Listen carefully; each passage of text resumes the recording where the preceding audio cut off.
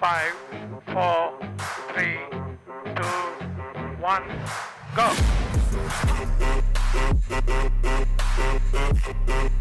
You have to listen to my voice. I beg you. 15 downhill, triple caution! Triple cautions! You're not concentrating. You have to listen. Can you please concentrate? Please, please, I beg you. Into double caution jump! Double caution jump! No! Not listening. Shut up. No, I'm just giving you advice. Don't tell me how to drive.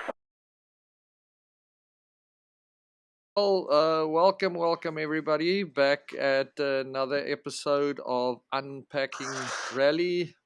Today I have the extreme pleasure to introduce some friends, all team members of the ARO, the American Rally Regionals, and these guys are aiming to be the first Americans to finish the Dakar Malle Moto.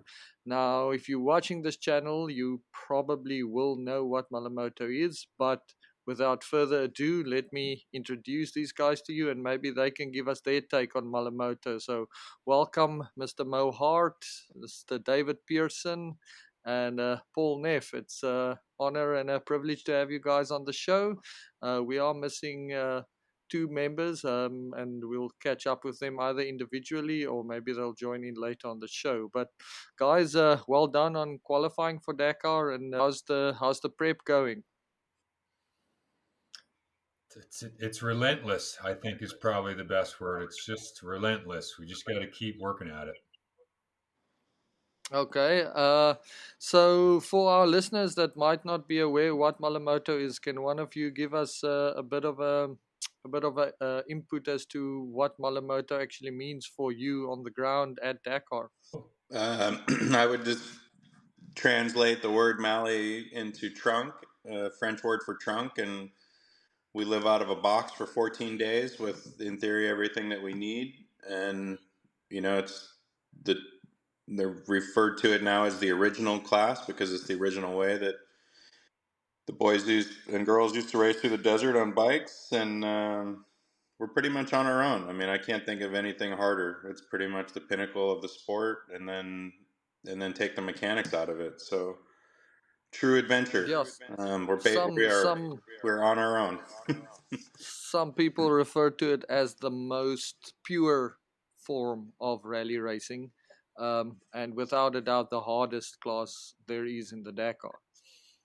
That's probably a very valid description.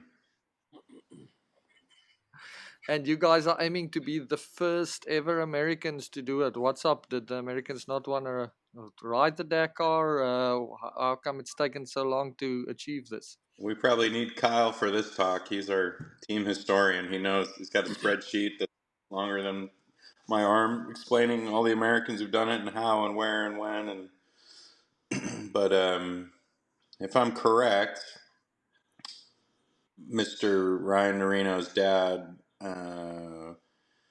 did it in 2014, and he broke his arm on either stage 5 or stage 6. And I think that he's the only American who's made an effort. Oh, wow. Okay. But we need Kyle. I don't want to mess it up. This is Kyle's department. No, it's no worries. It's funny. I got the spreadsheet from Kyle the other day of all 34 Americans that have done the event, and I asked that question of myself a lot, Willem, because why haven't we been there more? And it's been a pretty dominant European sport for a lot of years. And I think, when Ricky Braybrick broke the barrier and was the first American to win, it got a bunch of us excited and even more engaged. And now we see more people coming out of the woodworks that are into rally than we've ever seen before. So Mo's right. I don't think we've seen anybody in America make it in this class past day 5. Wow, that is intense, guys. So we'll definitely start watching closely from day 5 onwards. I was just reading an article, and I think that year that Ryan Norino's dad tried to do that, there were only 9 finishers in the Malle Moto class. Wow. So attrition rate, there were 27 starters, and only 9 made it to the finish line. And That's all worth double checking, but I you I know, did an article a few years ago about the attrition rate of the Malle Moto class in Dakar. I'll try and dig that up, but it's very, very high. So is you 10 a normal number for finishers? I think if my memory serves me correctly, it was something like 40% was the finisher rate. But like as I'm speaking under correction, so. Yeah, that's what I thought. So, guys, with the prep, I mean, we all see the race at the end of it, and that's kind of the reward. Normally, the race, the preparation to actually get to Dakar is the hardest part and the biggest part of the journey. What would you guys say to the listeners, or do you have any interesting stories to tell us about your challenges thus far? What's been the biggest challenge to try and other than financial, obviously, trying to get to Dakar? I got a good one. I crashed my brains out in Baja and have been hurt since October. So Uh, I get the privilege of going to my day job all day and then going to physical therapy right afterwards. And my days are long. Gym in the morning before work, physical therapy afterwards, and trying to be 100%. And it's going to be real close here. We got a few weeks left, and I ended up breaking my neck, separating some joints in my shoulders, and having a bum wrist. So it was a good eye opener for what we do is dangerous, but that added a whole element of prep for me. So I don't know about the other guys, but that has been my main focus is trying to get back to 100% before body. Yeah, my body's okay, but I picked his body up, so it was crazy. Pulse? I came around the corner at like kilometer 30, 35, and his bike was laid out, and he was standing. He was a little dazed, and we chatted for a minute and tried to figure out what was going on. Picked his bike up and clearly blew his airbag. And I'm like, "You all right?" He's like, "Okay, I just need to go a little ride a little bit." And I think he rode a couple K, stopped. See his helmet? No, I don't. Well, I don't know if I've seen it. No. We've got the RFR. Seems to be okay. Missing its front end. And then this is the front wheel. Not a good day for Paul Neff. It's completely skew. It's extra foggy. There's Paul's helmet. Not very good. Well, you pay all the money for that shit, but it did its job. What it's supposed to do is crush and not you, How are you right? feeling, Paul? I've been better. You still have a sense of humor though, so that didn't get lost along the way. I've been better, but I think we're good. Consider all things considered, right? We'll get the bike going. We'll finish the shit, man. Yeah, short day tomorrow, right? Wow, that is a big challenge. And for what people that know the channel, that we'll definitely be showing you guys that Baja episode. It will probably only come out in January, but that was a huge crash, and I think we all had a big fright. Initially, but a bigger fright afterwards once we saw what happened. So definitely, Paul, hats off. I mean, I don't know if I would have had the necessary will to carry on. So we Well, we definitely were, all four of us were there that day. Some of us first on site, and just to see you get back up and continue, and then do another day was impressive, Paul. So it was well done. Yeah, well, thanks. Yeah, no. Hindsight, maybe not the smartest decision, but I didn't know the severity of the injuries we were dealing with. We can laugh about it now, I guess. Well, Most yeah, people you're would say okay. going to the Dakar is not the smartest decision. Yeah, there's that. There's that. Yeah. Well, I saw something very cool yesterday. It was, I think, a South American rider, and people were saying like, "Ooh, how crazy you are for going to Dakar." And what he said, and it makes complete sense, and it was stuck to me because it was based on the Malle Moto. Is like, no, actually, we're not crazy. We're the most well prepared people at the rally. and people mistake our preparedness for craziness. So that was something pretty cool for me, because I mean, it effectively is the truth. So that was very cool, kind of way of looking at it. People that think that you're crazy just doesn't understand what you're doing. One thing that's come up for me recently is the Canadians have been reaching out, and some other people who are super supportive of what we're doing, and they're basically asking us for a blueprint on how we got to today, Wow. and if they wanted to do the 24 Dakar, what do they have to do? And I'm like, you're already late. This is, for us, this is an 18-month project. Exactly. Or maybe like a 17-month project. And the hardest part for me was waiting for our acceptance letter, which basically didn't come until August. So for close to 10 months,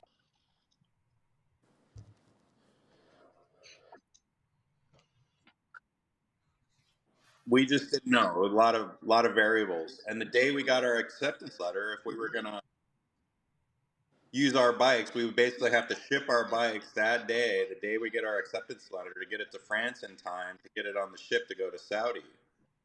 So if you're shipping a bike from the U.S., you're not using air freight. You lose your bike for 8 months, 4 months there and 4 months back.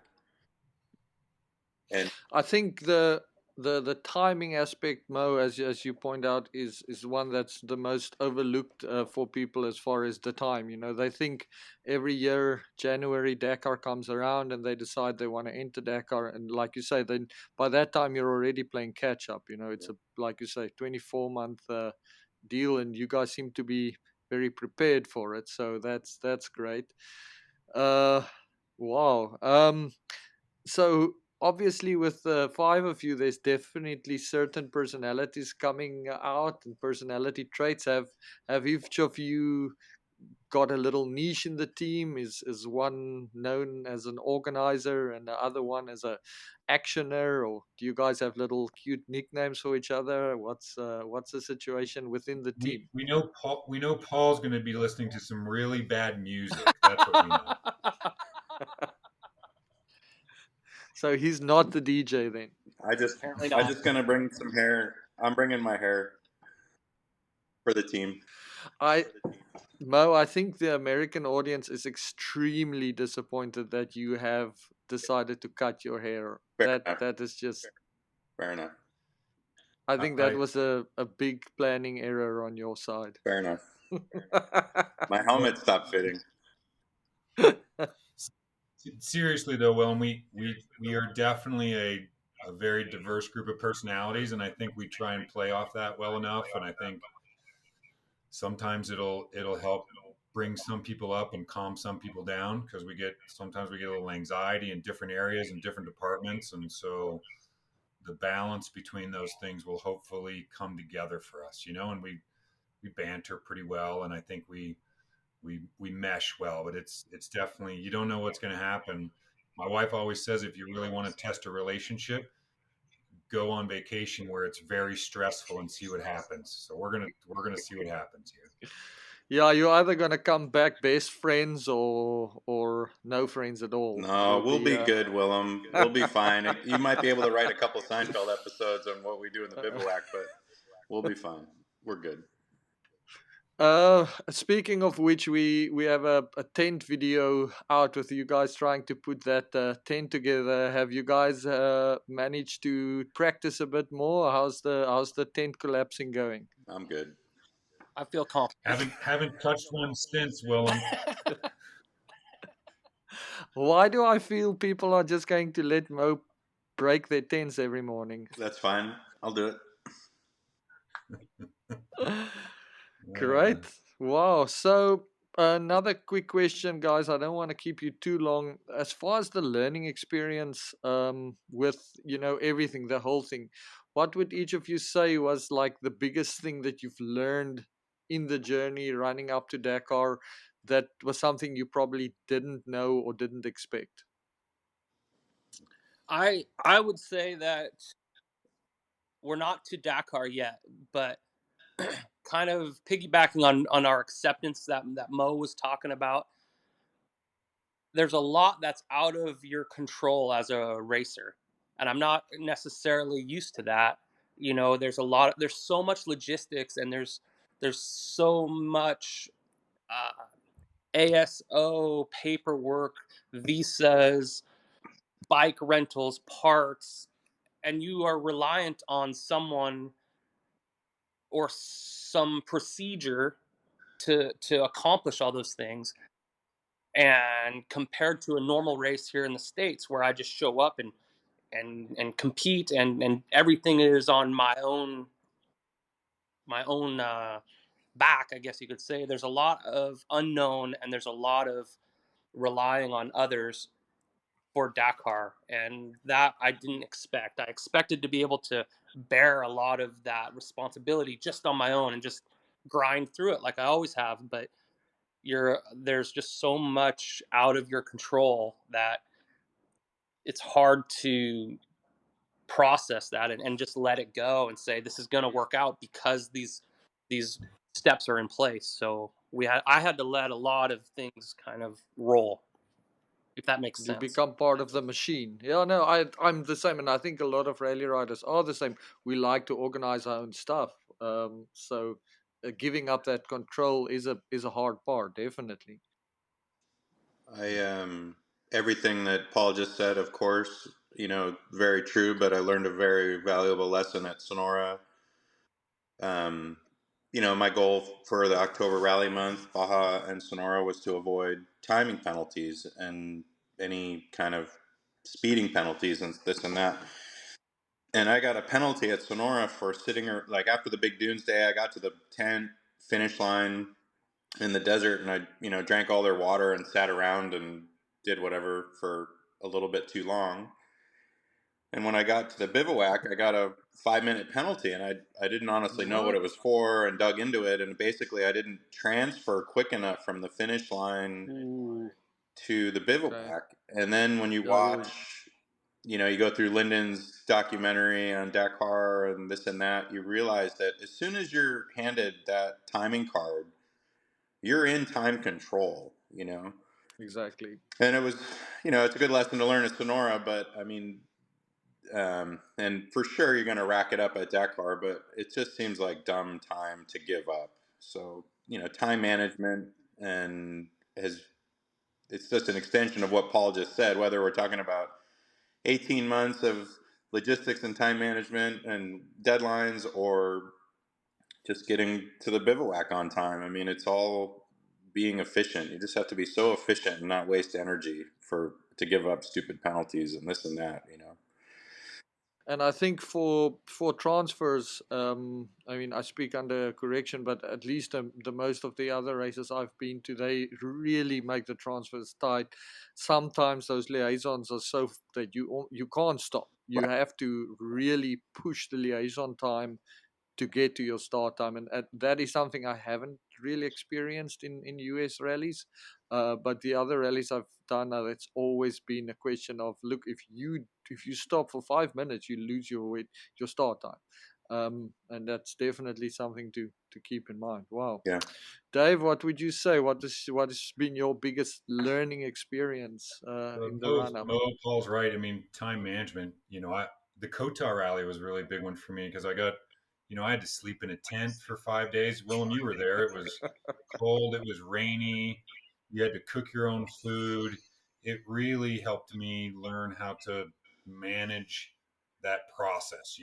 And sometimes you have to shut out all the rest of the noise and just do your thing, and learn that take care of the body, then take care of the camp, then take care of the bike, then take care of the body. And so you get into a flow of how to do stuff. That probably the coolest thing for me was just the number of people that poured out for the support equation. We saw that in so many different areas that were just awesome, from all the rally organizations that really helped us, from Scotty Bloom at the Baja to Darren and the push with the ASO, and everybody really came out of the woodworks and championed for us. We didn't think all five of us would get into the Malle Moto class. We were prepared in our meetings and our discussions over time to say it's possible that one or two of us won't get accepted. And so, we were all going through the stress and the anxiety of that piece, and to see it all happen was pretty cool. So I'm excited to get there. And I'm ready. I need to repack my bag 2 more times. That's the biggest challenge, to get all of that in there, right? I That mean, is amazing. another extension of that is you can't go fundraising and tell your sponsors you're going to Dakar until you get your entry approved. And so for 8 months in 2022, we were waiting for that answer, and it was, it's stressful. It is stressful.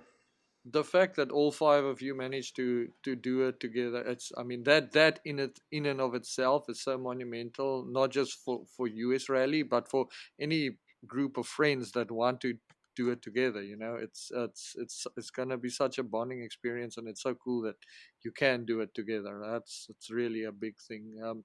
Speaking of that, as far as the team is concerned, do you guys have a plan of attack? Do you guys have internal dialogue about if somebody breaks down, if somebody falls out, or being a water carrier, or somebody in the group pushing harder than the rest?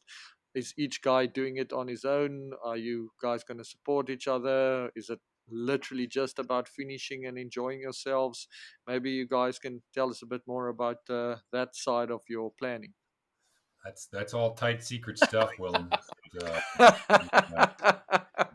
Brother Jim, for years watching the Dakar, always joked about the people that they called the domestiques, right? And that was the guy on the race that was a racer that's whole job was to support one of the factory boys, right? If a factory boy was down and he pulled up, he took care of it, right? There's domestiques and trucks and some of those events. So we talked the strategy, and I think Kyle probably put it best that we all have to deal mostly with our own demons and our own stuff and our own challenges.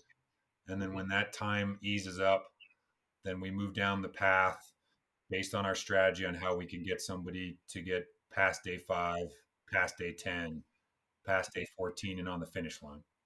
So basically, what I'm hearing is a fluid plan based on what happens once the boots are on the ground. Yeah, there's so much out of our control at that point. Everything changes so much that you can have a plan, but as we know, it'll just kind of change. Fizzle away. Yeah, I had a plan for Do you what I gu- was going to do this fall before Dakar, and it was completely different. Do you guys have enough pivot bolts? Is it possible to have enough pivot bolts? Well, guys, thank you so Thanks, much Mo. for I got giving one us. big one. Thanks so much for giving us so much insight into it. I know people are always super interested in kind of hearing what's happening behind the scenes and into the prep side of it. So the whole thing that you guys have got going for you, the relentless forward momentum. Tell us a bit more about that, because it's such a nice slogan, and since the year started, I've been hearing it more and more. So tell us, listeners, about or watchers, a little bit more about what that's about. Kyle gets credit for that. I think it comes from his ultra marathon running and racing. I mean, if you dig into Kyle's history and his resume, he did something like go to Antarctica and did 6 marathons in 6 days or something. And Wow. I think that, he basically could have tattooed that on his arm so he could have kept looking at it just to keep going. And I think that's the slogan that he would use to remind each other if he had a friend doing the race or somebody that he kind of was the same speed wise with, and they would just give each other that feedback. Don't give up is another way to say it. But yeah, Kyle gets credit for that. I wish he was on the call. Well, we'll definitely make sure to catch up with him. I'm hoping that we can catch up with all of you guys individually. Hopefully, before the race, we can dig a little bit deeper into your why and how.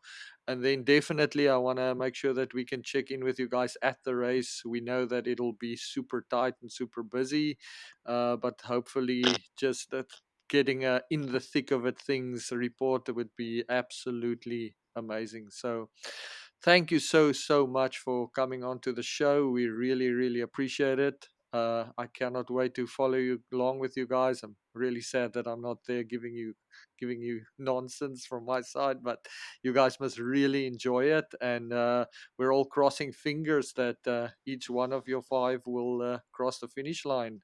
That would be making some great history there. We're going to make it happen. Relentless. Thank you so much, Mo, David, Paul. Really appreciate it, guys. And we look forward to catching up with you guys at Dakar.